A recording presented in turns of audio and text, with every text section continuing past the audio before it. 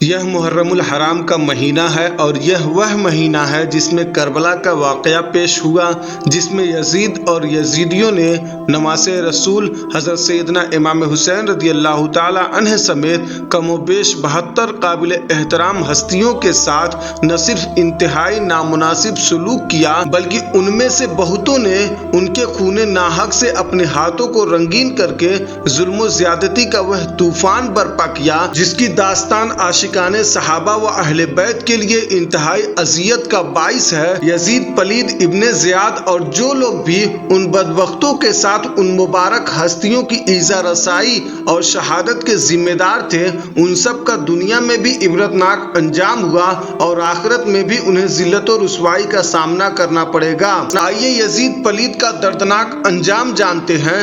یزید وہ بدنصیب انسان ہے جس کی پیشانی پر اہل بیت کرام علیہم الرضوان کے بے گناہ قتل کا سیاہ داغ ہے اور جس پر ہر زمانے میں دنیا اسلام ملامت کرتی رہی ہے اور قیامت تک اس کا نام ذلت کے ساتھ لیا جائے گا۔ یہ بدباطن سیاہ دل شخص 25 ہجری میں دمشق میں پیدا ہوا، نہایت موٹا، بدنما، بہت زیادہ بالوں والا، بد اخلاق، بد مزاج، فاسق و فاجر، شرابی، بدکار، ظالم، بے ادب، گستاخ تھا۔ اس کی شرارتیں اور بےہودگیاں ایسی تھیں کہ جن سے بدمعاشوں کو بھی شرم آئے، جن سے شرعاً نکاح حرام ہے۔ یزید ان سے نکاح کو رواج دینے والا، سود اور دیگر حرام کاموں کو اعلانیہ کروانے والا تھا۔ اسی وجہ سے سرکار دو عالم صلی اللہ تعالی علیہ وسلم بھی اپنے زمانہ نور میں وقتاً فوقتاً صحابہ کرام علیہم الرضوان کو یزید پلید کے فتنے سے آگاہ فرماتے رہے، جیسا کہ حضرت سیدنا ابو درداء رضی اللہ تعالی عنہ نے فرمایا کہ میں نے نبی کریم صلی اللہ تعالی علیہ وسلم کو فرماتے ہوئے سنا، اول من یبدل سنتی رجل من بنی امیہ یقال لہ یزید، یعنی میری سنت کا پہلا بدلنے والا بنو امیہ کا ایک شخص ہوگا جس کا نام یزید ہوگا۔ اور ایک اور مقام پر ارشاد فرمایا، میری امت میں عدل و انصاف قائم رہے گا یہاں تک کہ پہلا رخنہ انداز بنو امیہ کا ایک شخص ہوگا جس کا نام یزید ہوگا۔ یزید پلید کی فتنہ انگیزیوں کے بارے میں سرکار دو عالم صلی اللہ تعالی علیہ وسلم کی انہی پیشین گوئیوں کی وجہ سے مشہور صحابی رسول حضرت سیدنا ابو ہریرہ رضی اللہ تعالی عنہ اپنے وصال سے قبل یہ دعا مانگا کرتے تھے، اعوذ باللہ من رأس الستین و امارت الصبیان، یعنی اے اللہ عز و جل میں تجھ سے پناہ مانگتا ہوں 60 ہجری کے آغاز اور لڑکوں کی حکومت سے۔ چنانچہ آپ کی یہ دعا قبول ہوئی اور آپ 59 ہجری میں مدینہ طیبہ میں آپ کا انتقال ہو گیا اور ٹھیک 60 ہجری میں یزید پلید مسند سلطنت پر نمودار ہوا۔ اور یزید پلید کی جفاکاریوں کے بارے میں صدر الافاضل حضرت علامہ مولانا مفتی سید محمد نعیم الدین مراد آبادی علیہ الرحمۃ والرضوان فرماتے ہیں، یزید پلید کی حضرت سیدنا امام حسین رضی اللہ تعالی عنہ سے دشمنی کی وجہ بیان کرتے ہوئے اور شہادت امام حسین کے بعد یزید کی طرف سے مکے اور مدینہ شریف کے مسلمانوں پر ڈھائی جانے والی ظلم و زیادتی کا تذکرہ کرتے ہوئے ارشاد فرماتے ہیں کہ امام حسین رضی اللہ تعالی عنہ کا وجود مبارک یزید کی آزادیوں کے لیے ایک زبردست حساب لینے والا تھا اور وہ جانتا تھا کہ آپ کے زمانے مبارک میں اس کو کھل کر کھیلنے کا موقع نہ ملے گا اور اس کی کسی بھی الٹی حرکت اور گمراہی پر حضرت امام حسین رضی اللہ تعالی عنہ صبر نہ فرمائیں گے۔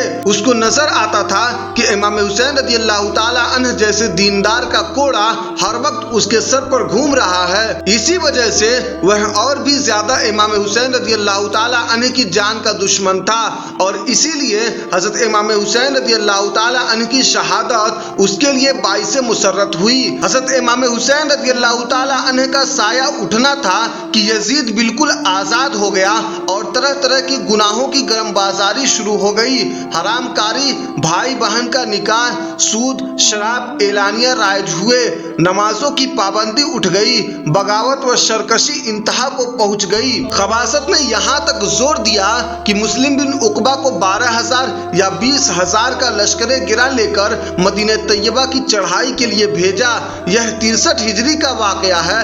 اس نامراد رات لشکر نے مدینہ طیبہ میں وہ طوفان برپا کیا کہ اللہ کی پناہ، قتل و غارت اور طرح طرح کے مظالم رسول اللہ صلی اللہ تعالیٰ علیہ وسلم کے ہمسایوں پر کیے، وہاں کے رہنے والوں کے گھر لوٹ لیے، 700 صحابہ کرام کو شہید کیا اور دوسرے عام باشندے ملا کر 10,000 سے زیادہ کو شہید کیا، لڑکوں کو قید کر لیا اور ایسی ایسی بدتمیزیاں کی کہ جن کا ذکر کرنا ناگوار ہے۔ مسجد نبوی شریف کے ستونوں میں گھوڑے باندھے اور 3 دن تک مسجد نبوی میں لوگ نماز سے مشرف نہ ہو سکے، صرف حضرت سعید ابن مسیب رضی اللہ تعالیٰ عنہ مجنون بن کر وہاں حاضر رہے۔ حضرت سیدنا عبداللہ بن حنظلہ رضی اللہ تعالیٰ عنہما نے فرمایا کہ یزیدیوں کی بری حرکات اس حد تک پہنچی کہ ہمیں اندیشہ ہونے لگا کہ ان کی بدکاریوں کی وجہ سے کہیں آسمان سے پتھر نہ برسے۔ پھر یہ شریر لشکر مکہ مکرمہ کی طرف روانہ ہوا،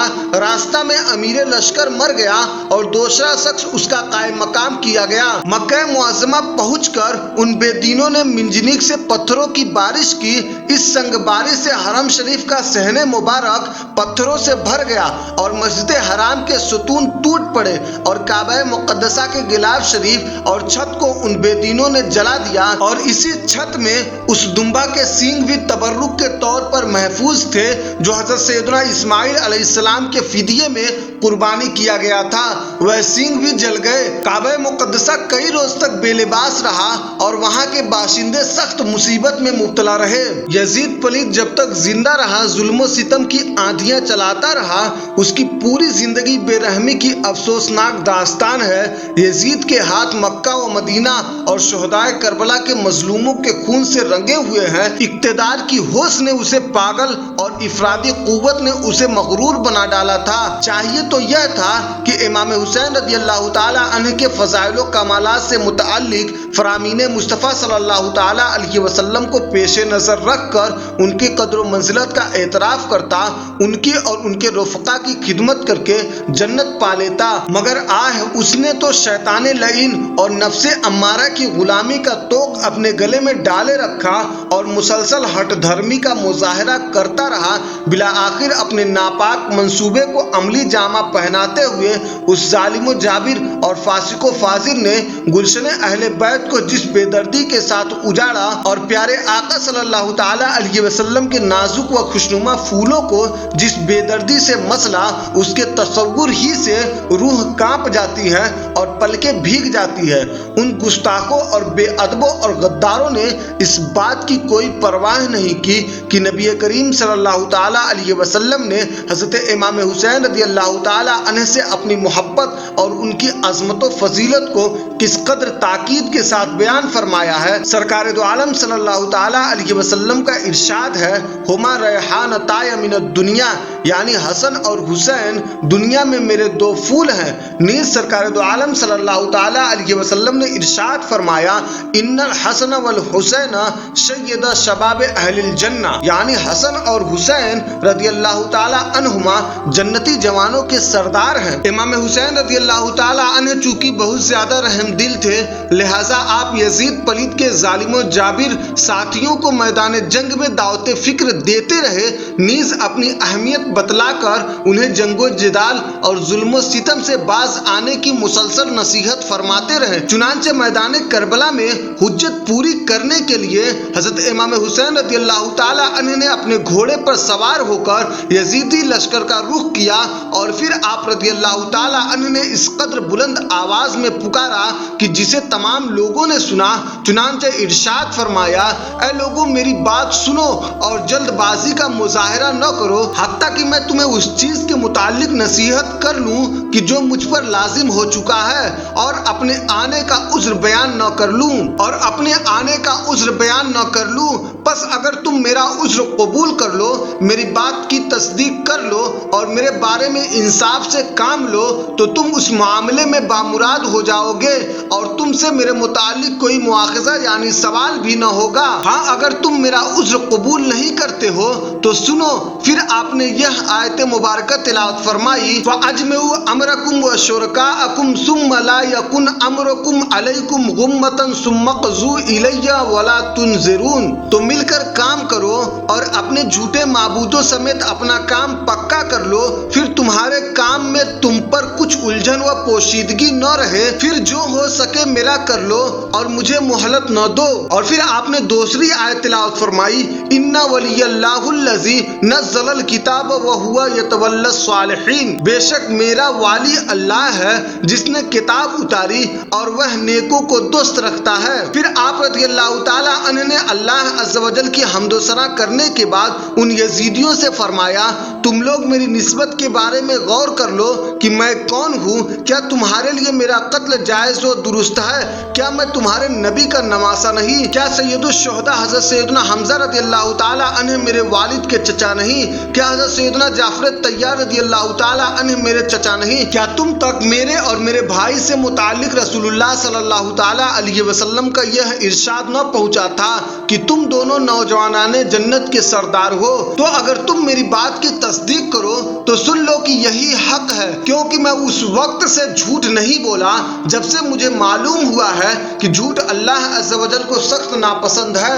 اور اگر تم مجھے جھٹلاتے ہو تو حضرت سیدنا جابر ابن عبداللہ، ابو سعید، سہل بن سعد، زید ابن ارقم یا انس رضی اللہ تعالی عنہم اجمعین سے پوچھ لو، کیونکہ ان سب نے رسول اللہ صلی اللہ تعالی علیہ وسلم سے میرے متعلق یہ فضائل سن رکھے ہیں۔ کیا میری اس نصیحت میں تمہارے لیے کوئی ایسی بات نہیں جو میرا خون بہانے سے روک سکے؟ پھر آپ رضی اللہ تعالی عنہ نے فرمایا، اگر تمہیں میری بات میں یا میرے متعلق نبی کا نواسا ہونے میں کوئی شک ہو تو خدا عز و جل کی قسم، مشرق و مغرب میں میرے سوا تم میں یا تمہارے سوا کسی اور قوم میں کوئی نبی کا نواسا موجود نہیں۔ ذرا بتاؤ تو صحیح، تمہیں مجھ سے اپنے کسی مقتول کا بدلہ طلب کرنا ہے یا میں نے تمہارا مال ضائع کر دیا ہے کہ اس کے بدلے مال چاہتے ہو، یا پھر اپنے زخمیوں کا قصاص درکار ہے؟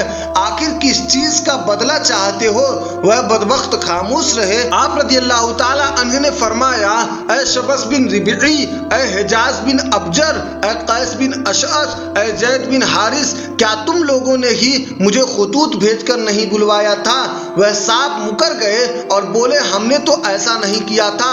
آپ رضی اللہ تعالی عنہ نے فرمایا، کیوں نہیں؟ خدا عز و جل کی قسم، تم ہی لوگوں نے تو ایسا کیا تھا۔ پھر فرمایا، اے لوگوں، اگر تم میری بیعت کرنا پسند نہیں کرتے تو مجھے چھوڑ دو تاکہ میں کسی محفوظ جگہ چلا جاؤں۔ بدنصیب قیس بن اشعث بولا، آپ ابن زیاد بدنہاد کے حکم کے آگے سر تسلیم خم کر لیں تو آپ کو چھٹکارا مل سکتا ہے۔ آپ رضی اللہ تعالی عنہ نے فرمایا، اللہ عز و جل کی قسم، میں ہرگز اس کی بیعت نہیں کروں گا۔ اللہ کے بندو، میں اپنے اور تمہارے رب عز و جل کی پناہ لیتا ہوں اس سے کہ تم مجھے سنگسار کرو۔ میں تمہارے اور اپنے رب عز و جل کی پناہ لیتا ہوں ہر اس متکبر سے جو حساب کے دن پر یقین رکھتا ہے۔ افسوس، صد افسوس، مال و زر اور عہدوں کی لالچ نے یزیدی لشکر کی آنکھوں پر گمراہی کی پٹی باندھ دی تھی۔ وہ بدنصیب لوگ دنیائے ناپائیدار کی فانی محبت سے سرشار اور شہرت و اقدار کی ہوس یعنی لالچ میں گرفتار تھے۔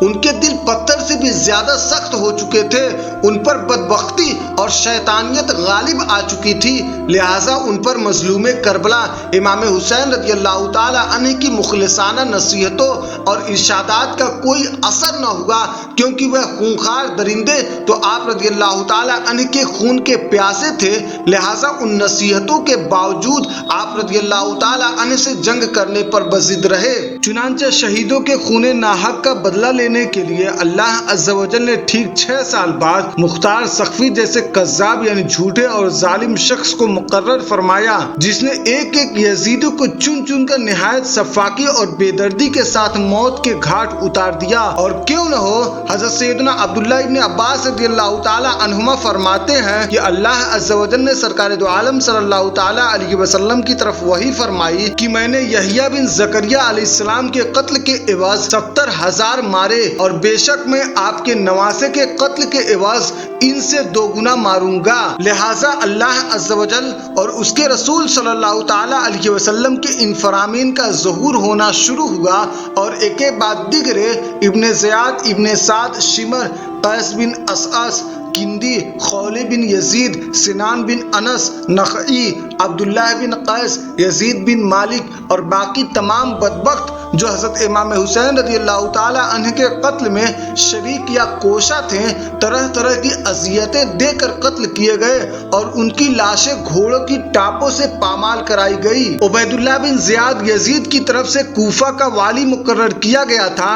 اسی بدنہاد کے حکم سے حضرت امام حسین اور آپ کے اہل بیت علیہم الرضوان کو یہ تمام اذیتیں پہنچائی گئی۔ یہی ابن زیاد مقام موصل میں 30,000 فوج کے ساتھ اترا۔ واقعہ کربلا کے ٹھیک 6 سال بعد مختار نے ابراہیم بن مالک اشتر کو اس کے مقابلے کے لیے ایک فوج لے کر بھیجا۔ موصل سے 15 کوس کے فاصلے پر دریائے فرات کے کنارے دونوں لشکروں میں مقابلہ ہوا اور صبح سے شام تک خوب جنگ رہی۔ جب دن ختم ہونے والا تھا اور آفتاب قریب غروب تھا، اس وقت ابراہیم کی فوج غالب آئی، ابن زیاد کو شکست ہوئی اور اس کے ہمراہی بھاگے۔ ابراہیم نے حکم دیا کہ فوج مخالف میں سے جو ہاتھ آئے اس کو زندہ نہ چھوڑا جائے، چنانچہ بہت سے ہلاک کیے گئے۔ اسی ہنگامہ میں ابن زیاد بھی فرات کے کنارے محرم کی 10ویں تاریخ 67 ہجری میں مارا گیا اور اس کا سر کاٹ کر ابراہیم کے پاس بھیجا گیا۔ ابراہیم نے وہ ناپاک سر مختار کے پاس کوفہ میں بھجوایا۔ مختار نے دارالحکومت کوفہ کو آراستہ کیا اور اہل کوفہ کو جمع کر کے ابن زیاد کا ناپاک سر اسی جگہ رکھوایا جس جگہ اس مغرور حکومت و بندے دنیا نے حضرت امام حسین رضی اللہ تعالی عنہ کا سر مبارک رکھا تھا۔ مختار نے اہل کوفہ کو خطاب کر کے کہا کہ اے اہل کوفہ، دیکھ لو، حضرت سیدنا امام حسین رضی اللہ تعالی عنہ کے خون ناحق نے ابن زیاد کو نہ چھوڑا۔ آج اس نامراد کا سر اس ذلت و رسوائی کے ساتھ یہاں رکھا ہوا ہے۔ 6 سال ہوئے ہیں، وہی تاریخ ہے، وہی جگہ ہے۔ خداوند عالم نے اس مغرور کو ایسے ذلت و رسوائی کے ساتھ ہلاک کیا۔ اسی کوفہ اور اسی دارالحکومت میں اس بے دین کے قتل و ہلاکت پر جشن منایا جا رہا ہے۔ امارہ بن عمیر سے مروی ہے کہ جب عبید اللہ بن زیاد بدنہاد اور اس کے ساتھیوں کے کٹے ہوئے سر لا کر مسجد کے صحن میں رکھے گئے تو میں بھی ان کے پاس گیا۔ لوگ کہنے لگے آ گیا آ گیا۔ میں نے دیکھا تو ایک سانپ آیا جو تمام سروں کے درمیان سے ہوتا ہوا عبید اللہ بن زیاد بدنہاد کے سر کے پاس پہنچ کر اس کے نتنوں میں داخل ہو گیا اور تھوڑی دیر ٹھہر کر نکلا، پھر چلا گیا، حتیٰ کہ نگاہوں سے اوجھل ہو گیا۔ کچھ ہی دیر بعد لوگ پھر کہنے لگے آ گیا آ گیا۔ 2 یا 3 مرتبہ ایسا ہی ہوا۔ صدر الافاضل حضرت علامہ مولانا مفتی سید محمد نعیم الدین مراد آبادی فرماتے ہیں، یزیدیوں کو معلوم نہیں تھا کہ خون شہداء رنگ لائے گا اور سلطنت کے پرزے اڑ جائیں گے۔ ایک ایک شخص جو قتل امام حسین میں شریک ہوا ہے طرح طرح کے عذابوں سے ہلاک ہوگا۔ وہی فرات کا کنارہ ہوگا، وہی عاشورہ یعنی 10ویں محرم الحرام کا دن ہوگا، وہی ظالموں کی قوم ہوگی اور مختار کے گھوڑے انہیں روندتے ہوں گے۔ ان کی جماعتوں کی کثرت ان کے کام نہ آئے گی، ان کے ہاتھ پاؤں کاٹے جائیں گے، گھر لوٹے جائیں گے، سولیاں دی جائیں گی، لاشیں سڑیں گی، دنیا میں ہر شخص تف تف کرے گا۔ اس ہلاکت پر خوشی منائی جائے گی۔ معرکہ جنگ میں اگرچہ ان کی تعداد ہزاروں کی ہوگی مگر چوہوں اور کتوں کی طرح انہیں جان بچانی مشکل ہوگی۔ جہاں پائے جائیں گے مارے جائیں گے۔ دنیا میں قیامت تک ان پر نفرت و ملامت کی جائے گی۔ یہ تو تھا یزیدیوں اور یزید کے دستے راست ابن زیاد بدنہاد کے بدترین اور ذلت ناک انجام کا مجموعی اور مختصر تذکرہ کہ کس طرح مختار سقفی کے حکم پر اس کے لشکر نے یزیدی فوج کے ایک ایک شخص کو موت کے گھاٹ اتار دیا۔ اب ذرا یزید پلید کے انجام کے بارے میں بھی جانیے کہ واقعہ کربلا کے کچھ ہی دنوں بعد یزید ایک ہلاکت خیز اور انتہائی موذب مرض میں مبتلا ہوا۔ پیٹ کے درد اور آنتوں کے زخموں کی ٹیس یعنی تکلیف کی وجہ سے ماہی بے آب کی طرح تڑپتا رہتا تھا، یعنی جس طرح مچھلی پانی کے بغیر تڑپتی ہے۔ ہمس میں جب اسے اپنی موت کا یقین ہو گیا تو اپنے بڑے لڑکے معاویہ کو بستر مرگ پر بلایا اور امور سلطنت کے بارے میں کچھ کہنا ہی چاہتا تھا کہ بے ساختہ بیٹے کے منہ سے چیخ نکلی اور نہایت ذلت و حقارت کے ساتھ یہ کہتے ہوئے باپ کی پیشکش کو ٹھکرا دیا کہ جس تاج و تخت پر آل رسول کے خون کے دھبے ہیں میں اسے ہرگز قبول نہیں کر سکتا۔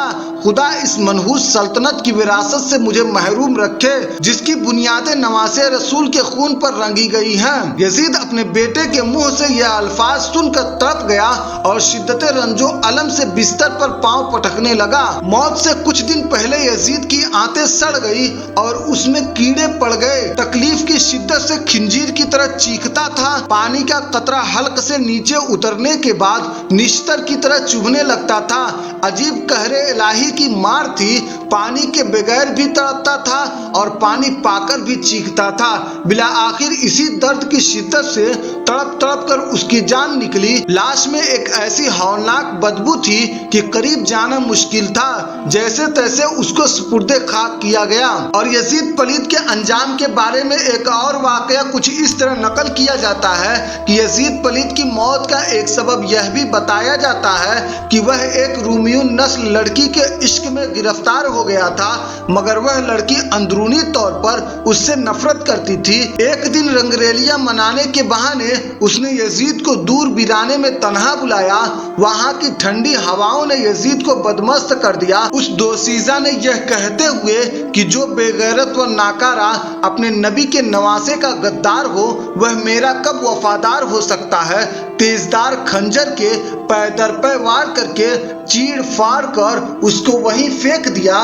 چند روز تک اس کی لاش چیل کوؤں کی دعوت میں رہی۔ بالآخر اس کے نوکر چاکر ڈھونڈتے ہوئے وہاں پہنچے اور گڑھا کھود کر اس کی سڑی ہوئی لاش کو وہیں دفنا دیے۔ دمشق کے پرانے قبرستان باب الصغیر کے کچھ آگے یزید کی قبر کا نشان تھا جس پر آج سے کئی سالوں پہلے لوگ اینٹیں پتھر مارتے تھے اور اکثر اینٹوں کا ڈھیر لگا رہتا تھا۔ وہاں اب شیشہ، کانچ اور لوہا گلانے کی بھٹی لگی ہوئی ہے۔ اس کارخانے میں شیشے کے برتن بنائے جاتے ہیں۔ اس لوہے اور کانچ کو گلانے کی آگ والی بھٹی بالکل ٹھیک جس جگہ قبر تھی وہاں بنی ہوئی ہے۔ گویا یزید کی قبر پر ہر وقت آگ جلتی رہتی ہے۔ چنانچہ نبی کریم صلی اللہ تعالیٰ علیہ وسلم کا فرمان عبرت نشان ہے، جس شخص نے میرے اہل بیت پر ظلم کیا اور مجھے میری عترت پاک یعنی اولاد کے بارے میں اذیت دی، اس پر جنت حرام کر دی گئی ہے۔ اور ایک اور حدیث پاک میں ارشاد فرمایا کہ اگر کوئی شخص بیت اللہ شریف کے ایک کونے اور مقام ابراہیم کے درمیان کھڑا ہو کر نماز پڑھے، روزے رکھے اور پھر اہل بیت کی دشمنی پر مر جائے تو وہ جہنم میں جائے گا۔ حضرت سیدنا امام حسن بصری رحمۃ اللہ تعالیٰ علیہ فرماتے ہیں، جن لوگوں نے حضرت سیدنا امام حسین رضی اللہ تعالیٰ عنہ کو قتل کیا ہے، اگر وہ اللہ تعالیٰ کے فضل و کرم سے بخشے بھی جائیں تو وہ رسول اللہ صلی اللہ تعالیٰ علیہ وسلم کو کیا منہ دکھائیں گے۔ خدا عز و جل کی قسم، اگر سیدنا امام حسین رضی اللہ تعالیٰ عنہ کے قتل میں میرا دخل ہوتا اور مجھے جنت اور دوزخ کا اختیار دیا جاتا تو میں دوزخ اختیار کرتا، اس خوف کے سبب کہ جنت میں رسول اللہ صلی اللہ تعالیٰ علیہ وسلم کے سامنے کس منہ سے جاؤں گا۔ یزید پلید پر چونکہ اپنی حکومت و سلطنت بچانے کا جن سوار تھا، لہٰذا اس بدبخت نے اقتدار کے نشے میں بدمست ہو کر گلشن فاطمہ کو اس قدر بے دردی کے ساتھ پامال کیا کہ سن کر جسم کے رونگٹے کھڑے ہو جاتے ہیں، دل رنجیدہ ہو جاتا ہے اور آنکھوں سے بے ساختہ اشک روا ہو جاتے ہیں۔ بہرحال یزیدیوں کے انجام بد سے یہ بھی پتہ چلا کہ اللہ والوں کی دشمنی دنیا و آخرت میں خسارے کا باعث ہے، کیونکہ واقعہ کربلا میں جتنے اشخاص شہید ہوئے وہ سب کے سب اللہ عز و جل کے مقرب ترین اولیاء کرام رحمۃ اللہ تعالیٰ علیہم اجمعین میں سے تھے،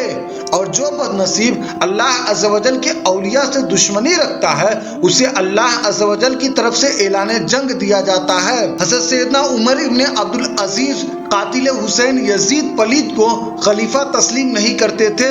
چنانچہ ایک بار دوران گفتگو کسی نے یزید کو امیر المومنین کہا تو آپ سخت ناراض ہوئے اور اس سے فرمایا تم یزید کو امیر المومنین کہتے ہو؟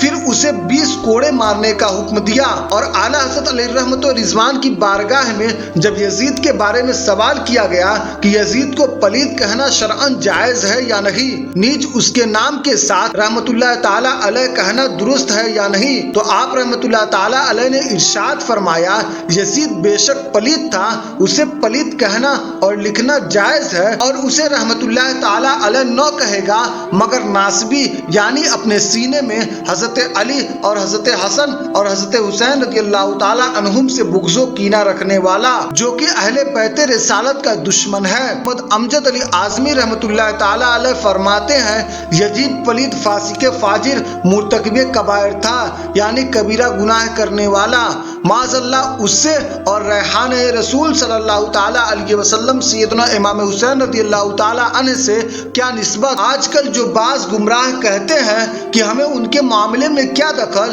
ہمارے وہ یعنی امام حسین رضی اللہ تعالیٰ عنہ بھی شہزادے ہیں اور وہ یزید پلید بھی شہزادے ہیں، ایسا بکنے والا مردود خارجی ناسبی، یعنی اپنے سینے میں حضرت علی، حضرت حسن اور حضرت حسین رضی اللہ تعالیٰ عنہم سے بغض رکھنے والا ہے اور مستحق جہنم ہے۔